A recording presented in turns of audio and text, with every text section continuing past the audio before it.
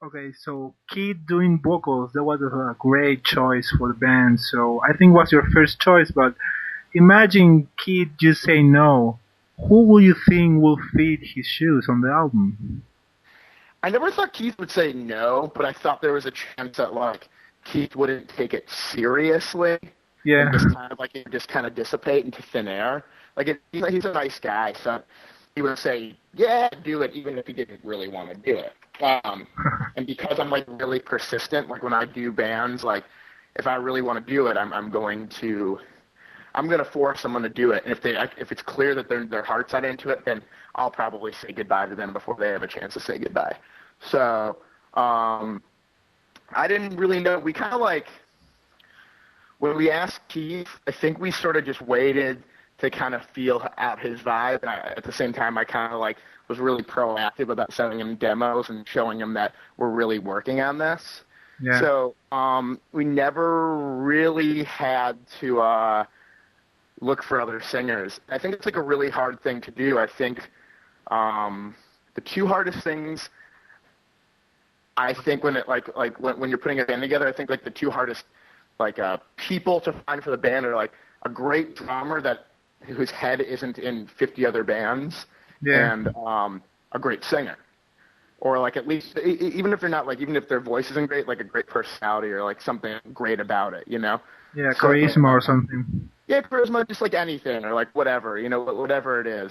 Um, so yeah, I don't know what we would have done if he hadn't said yes and then been into everything that we sent him. I think who knows, we might still be working on it or we may have abandoned it.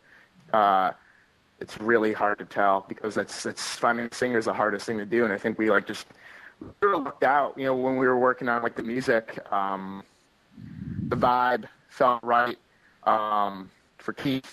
I felt right, like we were listening to it's guy I happened to be listening to Every Time I Die, and it happened to be a specific song. And I think Gutter Phenomenon, where he was singing, where I was like, you know, I was like, man, this would be really like if Keith like sang for this band and kind of did like this vibe, it would really work. And Scott was like, yeah, it really would. And so I don't know. I guess we got the right guy for the job. We're lucky, I suppose.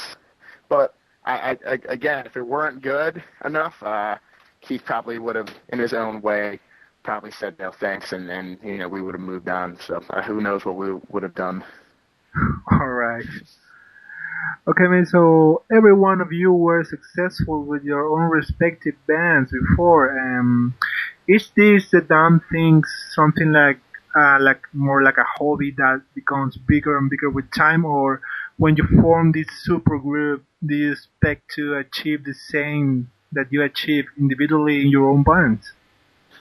Well, I mean, all of our own bands are different than this band. So um, if we all wanted to achieve literally what our other bands achieved, then we would be on different pages, and we probably would we get nothing done.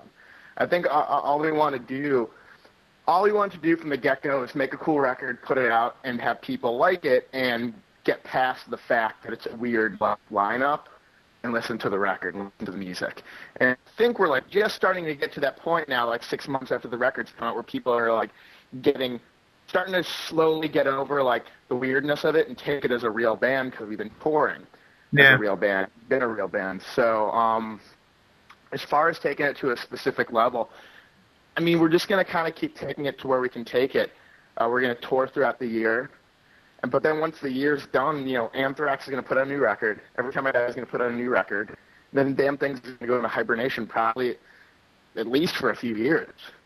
So you can, like, only take it so far. It's not the 90s or the 80s or the 70s where you can put out a record like this, have it sell 1 million copies, and then you can go away for a few years, come back, and still have, like, a viable fan base and still Yeah. be able to sell another 1 million records, you know? Think about if like NOLA came out now, it wouldn't be a platinum record, but that's like a platinum record. It's like in the United States, NOLA is a platinum record.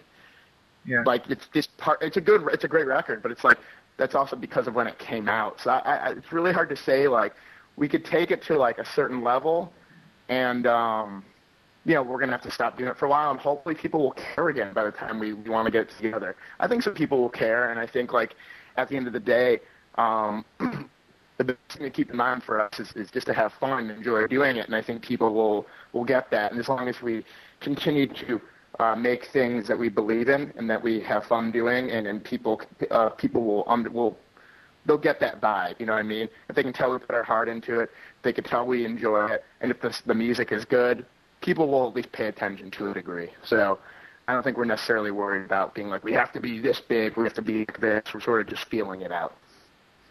All right. So, as you say, the album was released 6 months ago, and so far you got really good reviews and a tour going. So, now that some time has passed since the release and all the euphoria of the release, so how do you see the album right now? Did you find some mistakes or something you want to change to improve in the future, maybe in the next album? There are some things I've been thinking about a lot, actually. I think, like, for instance, like, Rob headed up the production on this record, and I co-produced the record with him. I don't want the band to produce the record next time. I think while we made a cool record, we ended up like taking, I think, longer than I would have liked to make a record. Sometimes spending too much time and putting too much thought into something can sort of like, it can like fuck a process up a little bit, or it can kind of like, it can make things a little more stressful than they need to be. And I think it's not. I think not that I never thought producers had their value, but it made me value the thought of a producer even more. Having someone that you vibe with, who gets your music, but also can tell you when enough is enough and when you need to. Like someone that can be outside of the heads of the guys in the band and say, guys, like I'm on the outside looking in. Trust me, this is a bad idea. Or trust me, you got to like move on, or whatever. So I think that's something I'd like to do, and production-wise and like sound-wise, there's some things I would like to try next time around, but it's gonna be a while, so who knows? By then, I may have totally different ideas. I mean, 2 years away from the end of this year. Yeah. Who knows? Like what I'm gonna be thinking, what anyone else in the band's gonna be thinking. I mean, we're definitely gonna get back together and do it. It's just my ideas now totally differ by then. All right. Okay.